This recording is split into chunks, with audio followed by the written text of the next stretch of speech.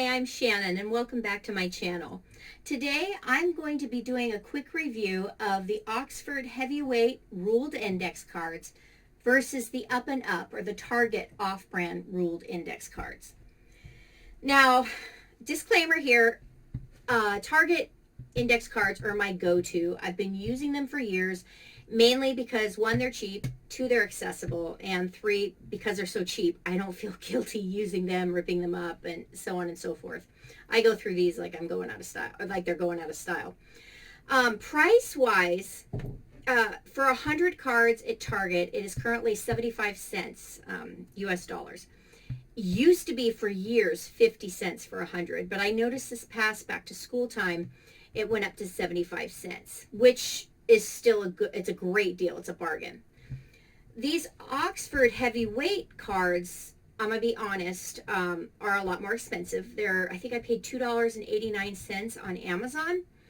Oh, and first of all, these are both 3x5 cards. 3x5 is my go-to size. I just love them. They're compact.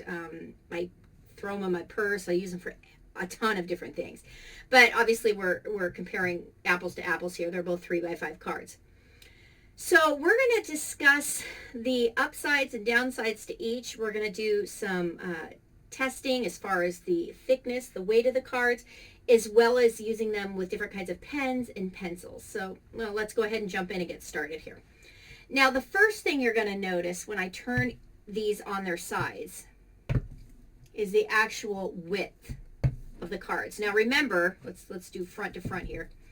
These are both 100 cards, and you can obviously see there's a thickness difference. The Oxford Heavyweight being on the bottom, and the Target Up&Up brand being on the top. Now, let's be clear here. Obviously, Target, the Up&Up brand, does not claim to be heavyweight at all. They are environmentally friendly, created by sustainable forestry, and let's see, fiber used in this product was obtained from responsible and legal sources. So obviously you feel good about that. But you can obviously see right off the bat, before we even open the package, there is an obvious difference in thickness, which there should be. This is more than triple the cost, and it's branded as a heavyweight card. So I'm going to go ahead and push these aside and open the ones that I already had opened a moment ago in preparation for this video. I'm going to take out a card for each.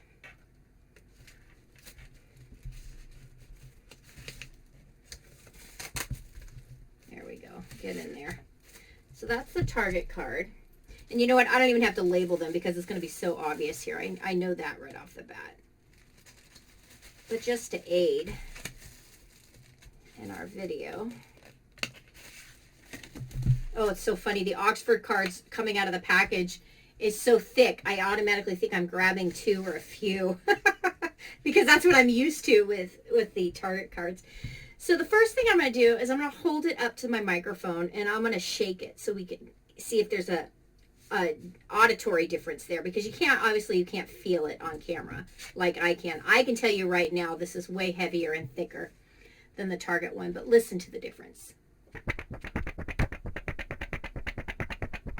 That's a Target card. Now here's the Oxford card. You can see me moving it, but you should barely be able to hear it. Now here's the Target one more time. So very clearly there's a difference there in terms of sound or weight, I should say. It's not like you're going to be waving a card around, but I wanted to do that so you could hear the difference, because obviously that's an indicator of thickness as well. Now let's jump in here with some different pens. I'm going to be testing both of these with a black Sharpie, a Papermate Ink Joy blue pen, a Pilot G2 blue pen. That would be the gel pen. I have a Bic Velocity pen, also is actually currently being branded, or rebranded, I should say, as a Bic Glide with ultra smooth ink. Currently my favorite pen. And I'll also be testing with a mechanical pencil. So let's get started here so we can check for bleed through and how it feels to write on both.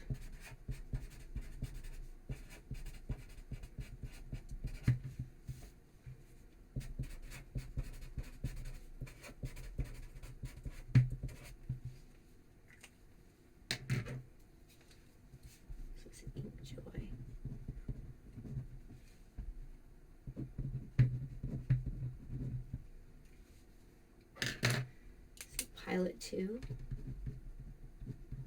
Excuse me, G2. This is the one gel pen I'm trying. This is going to be the Bic Glide. Again, currently my favorite pen. I like their bold 1.6 millimeter point. And then here's my mechanical pencil.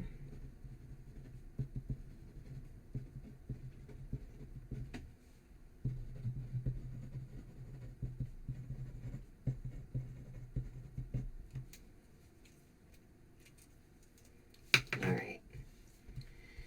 So first off, I'm going to say that the feel was very different on both of these.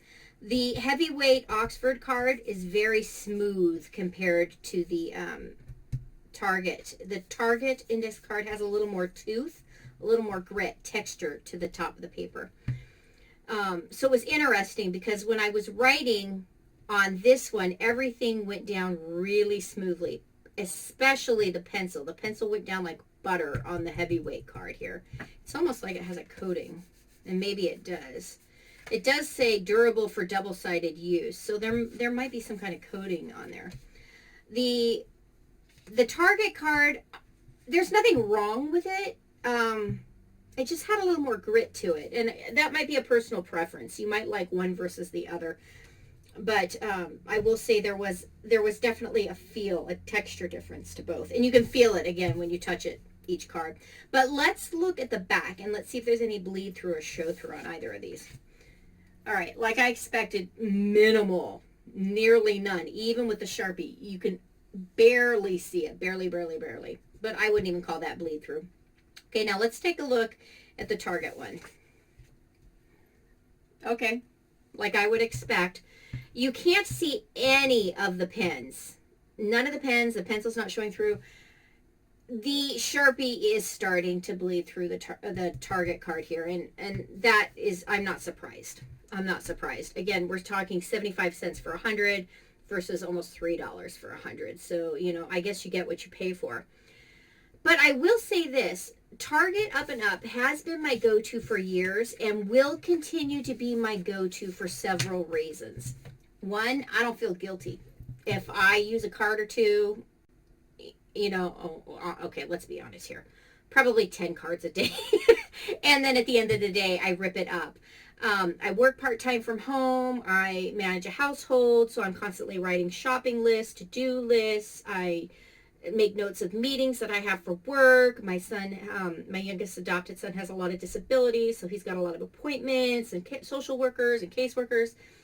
Yada, yada, yada, yada, yada. So I keep track of a lot. And at the end of the day, when I'm all done, it feels good to rip it up and recycle it. It's like, you know, purging all of the energy and all the, just feeling like it's better than crossing off a to-do list. Let's just put it that way.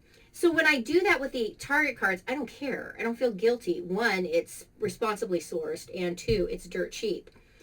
Could I do that with the Oxford and not feel guilt? Oh, no way. No. I know $3 doesn't sound like a much, but over the course of the year, I can only imagine how much more money I'd be spending for these.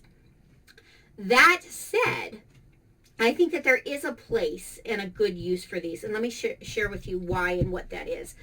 I keep something called commonplace cards. Let me get a few here out for you and show you what I mean. So whenever I find a meme that I really, really like, on social media or wherever, or even in a book, I'll make a copy of it. I'll print it and cut it out, and then I glue it on index cards. And what I do with that is I organize these cards by topic. So some are funny, some are about critical thinking, some of them are just encouraging. For example, oh my goodness, this is one of my favorite ones. Let me see if I can put this up here so you can read it. Oh, it's too small. I'll just read it out loud. What it is, it's the picture of a dryer with clothes folded up inside, and it says, according to the law of infinite probability, one day this should occur. So anyway, I collect these memes just for myself, and I print them, and then I cut them out, and I glue them to a card. Now, if I did that on one of the Target cards, it would be fine, but it would be flimsy and it wouldn't really stand up to everyday use and abuse. So anything that I'm going to have to keep for a longer term or for a bigger purpose than just something that I intend to throw away at the end of the day or the end of the week, then obviously I'm going to go to the heavyweight ruled index cards by Oxford. But for everything else, I'm going to stick with the cheaper Up&Up cards from Target. Now, maybe there's more options out there that I'm unaware of. If there are, please let me know in the comments because I love index cards. They're important to my productivity, they're important to my sanity, and they're just one of those ways that I manage to function and function as best as I can. They help me cope with everything I have to do. So if you have any suggestions of different brands that you suggest I try, or if you like this content, please drop a comment below so that I know. I love to hear back from you, and I want to make sure that I'm creating the kind of content that you want to watch as well as what I enjoy creating. So anyway, that's my 2 cents or 75 cents and $3 worth of opinion on these 2 different brands of index cards. I hope that you've gained some knowledge today, and I can't wait to hear from you in the comments below. Thanks so much for watching. Bye-bye.